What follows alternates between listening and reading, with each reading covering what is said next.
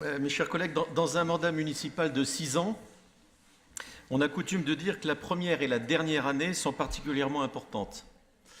La première année, c'est le budget qui donne le cap. Et la dernière année complète, ce qui est le cas pour 2019, c'est celui qui permet de vérifier si précisément ce cap a été tenu. Eh bien, nous sommes à ce moment-là, et ce budget, il est l'occasion de porter un regard sur l'action municipale depuis 2014. Alors, les orientations initiales, vous les connaissez, elles étaient claires. Tout d'abord, maintenir et amplifier les services publics, renforcer l'attractivité de la ville, c'est très important. Et enfin, et Madame Nouin l'a longuement commenté, respecter les ratios de bonne gestion et de saine gestion des finances communales. Alors concernant les services publics, je suis ravi de voir qu'il y a beaucoup d'orateurs avant moi, M. Cervantes et d'autres, qui ont rappelé que non seulement aucun service public dans cette mandature n'a été réduit, mais qu'en plus nous en avons rajouté. Et c'est une singularité de la ville de Clermont-Ferrand dans un contexte national où, cela a été dit également, d'autres villes ont fait d'autres choix. Eh bien, cette politique, elle repose sur notre conviction que la plupart de nos concitoyens sont très attachés à cette notion de service public. Ils savent finalement, au fond d'eux-mêmes, ce qu'ils leur doivent dans leur vie quotidienne. Éduquer ses enfants, se soigner, se cultiver, faire du sport, accompagner ses anciens. Tout cela, c'est possible. Ça n'est accessible à tous que si c'est rendu par le service public. Alors, je ne dis pas par ces propos que le service privé ne pourrait pas rendre tout ou partie de ses services. Mais il y a une différence fondamentale. C'est que s'il en avait la charge de ces services publics, il y aurait nécessairement à l'entrée une barrière qui serait financière. On trierait les bénéficiaires de ces services à l'aune de leur capacité contributive, ce qui constituerait dans une société comme la nôtre éprise d'égalité une injustice probablement insupportable. Et on voit bien ce qui se passe en ce moment. Dès que le pouvoir d'achat baisse, on se sent effectivement en difficulté. On est bien content de trouver un certain nombre de services publics. Alors je rajouterai en plus, et ça je voudrais tordre le cou à un canard qui m'agace depuis des années, quand j'entends certains propos d'élus nationaux, c'est que la gestion publique de ces services publics, eh bien, elle est moins coûteuse que la gestion privée. Alors, je vais vous donner un exemple local et récent.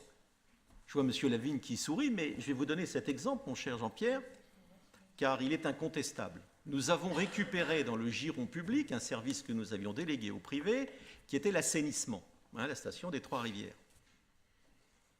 Franchement, un certain nombre d'entre nous disaient ça va peut-être être pas si simple que ça. Puis nous avons regardé les choses, et bien finalement, au bout du compte, on fait mieux pour moins cher. J'en suis très fier. Et je pourrais multiplier les exemples, puisqu'on est dans le cycle de l'eau. L'eau à Clermont n'est pas chère. Elle est municipalisée depuis des lustres. Et notre réseau, nos installations, sont de fort bonne qualité et nous avons un plan d'investissement auquel nous tenons. Voilà, donc c'est un exemple, je pourrais en citer d'autres, mais je voudrais vraiment qu'on ait ça en tête quand on devra faire effectivement des choix politiques sur ces questions-là. Donc, m'adressant aux Clermontois, je voudrais leur dire que finalement, vivre à Clermont, c'est presque une chance, parce qu'effectivement, il y a un environnement qui est très favorable.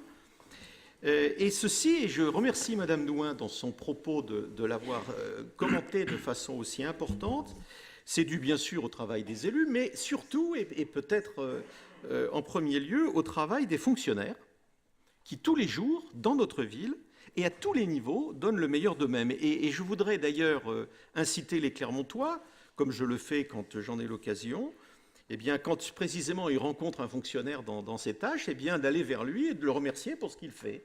Je pense que ça leur fera plaisir d'une part, et que d'autre part, ça contribuera à leur motivation s'ils en manquaient, et ce qui n'est pas le cas. Deuxième sujet, deuxième axe politique très fort que vous aviez mis en avant, c'est la question de l'attractivité. C'est une question centrale. car n'en déplaise à certains, nous sommes en compétition avec d'autres territoires. Et donc, il faut que nous soyons attractifs pour attirer des talents. Alors, je pourrais énumérer les très nombreuses politiques qui ont été menées depuis 2014 visant à cette attractivité, mais je voudrais m'attarder sur une seule. Lorsque vous avez réfléchi à votre programme, Monsieur le maire, en 2013 probablement, ce programme que vous pourriez présenter aux Clermontois dans le cadre des élections municipales de 2014, vous en avez étonné beaucoup, dont moi, je le reconnais, en mettant en avant les enjeux d'une politique publique tournée vers l'enfance et la petite enfance, alors que vos prédécesseurs avaient plutôt privilégié les populations étudiantes.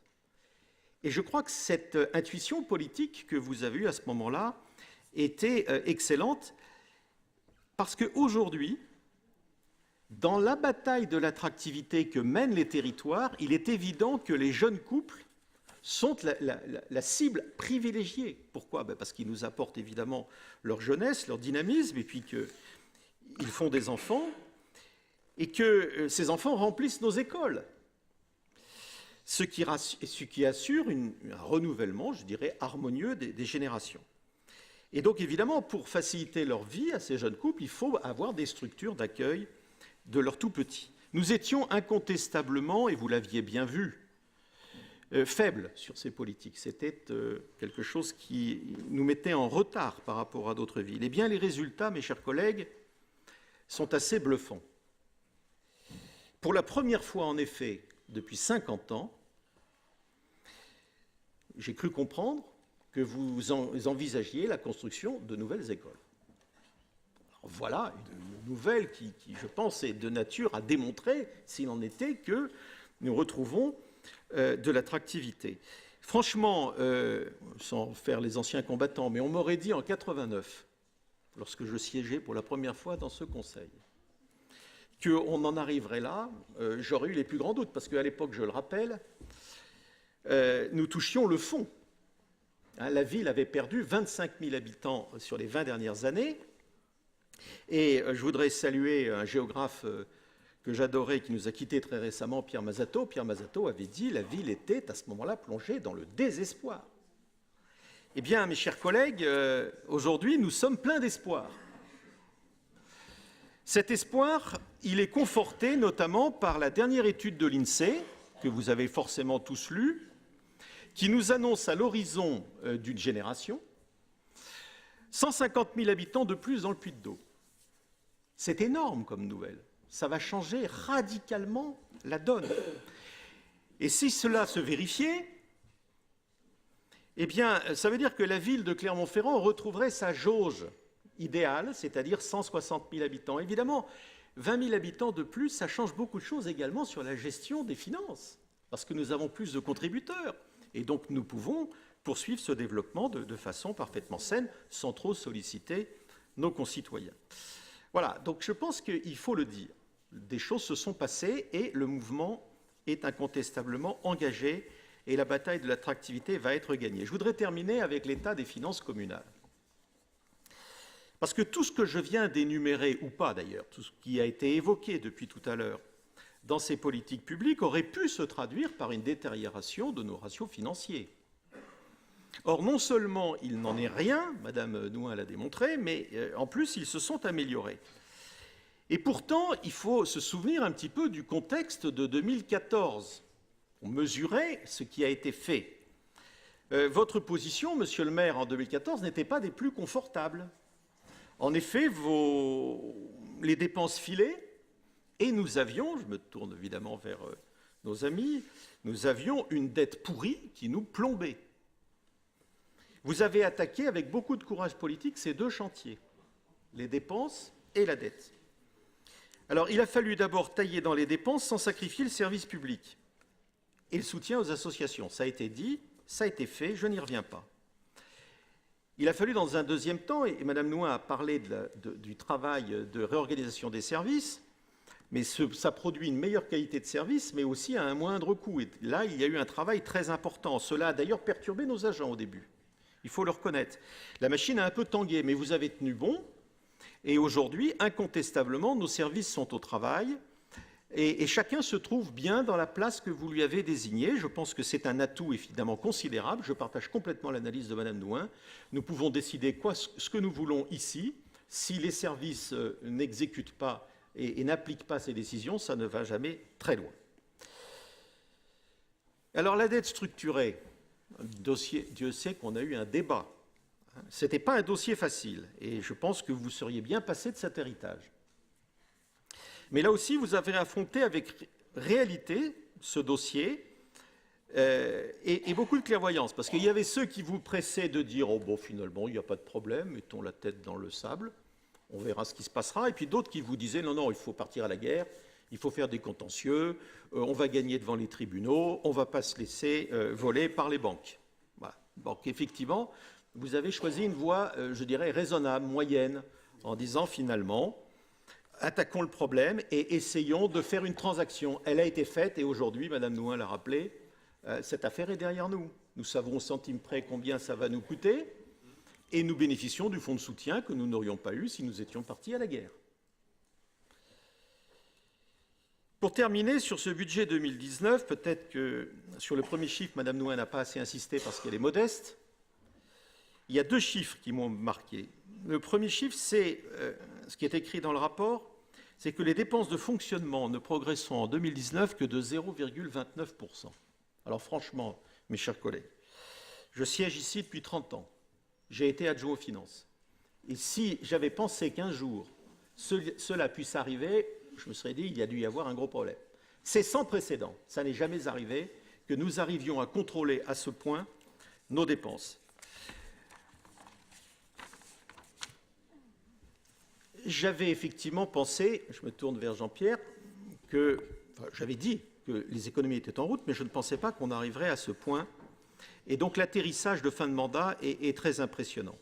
Et ce, d'autant plus qu'aucune mission de service public n'a été arrêtée. Alors je voudrais dire, mon cher Jean-Pierre, que ça nous distingue radicalement de la politique régionale.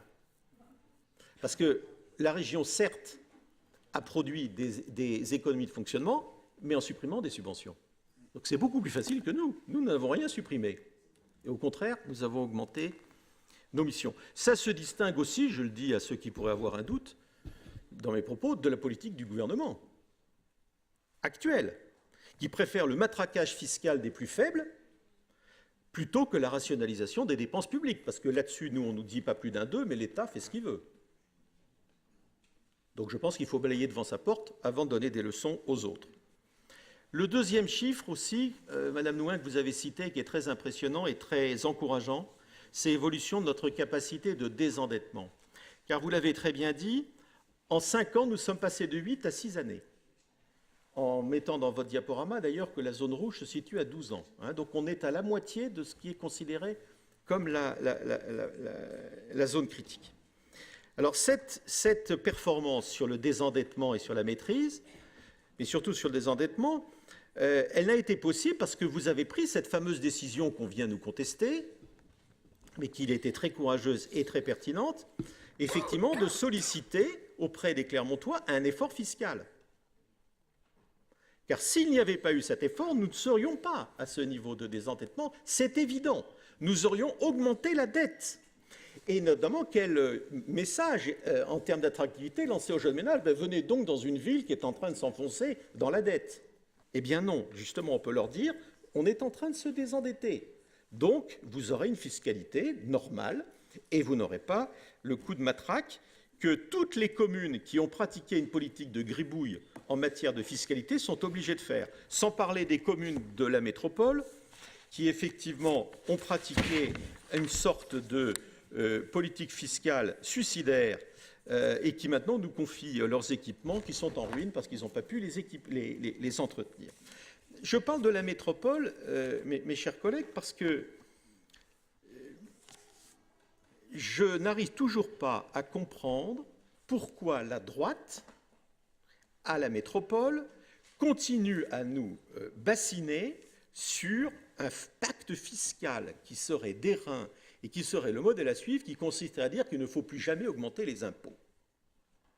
Alors, on a eu vendredi un débat d'une tristesse insondable sur les transports publics, où l'opposition, toute l'opposition, est venue nous expliquer que c'était un crime contre l'économie que de porter le versement transport de 1,8 à 2. Alors, mon cher Jean-Pierre, je ne sais plus si vous êtes toujours président de la CME ou si vous avez transmis, mais je ne sais pas. En tout cas, vous étiez en responsabilité à l'époque. Effectivement, nous avions déjà, avant de lancer le tramway, porté le versement de transport de 1,2, puis 1,6, puis 1,8. Heureusement qu'on l'a fait. Car si nous ne l'avions pas fait, nous n'aurions pas le tramway. Ce tramway qui a changé l'image de la ville, je reviens sur l'attractivité, et qui transporte accessoirement 70 000 personnes par jour, et dont la ligne d'ailleurs est rentable, ce qu'on appelle le petit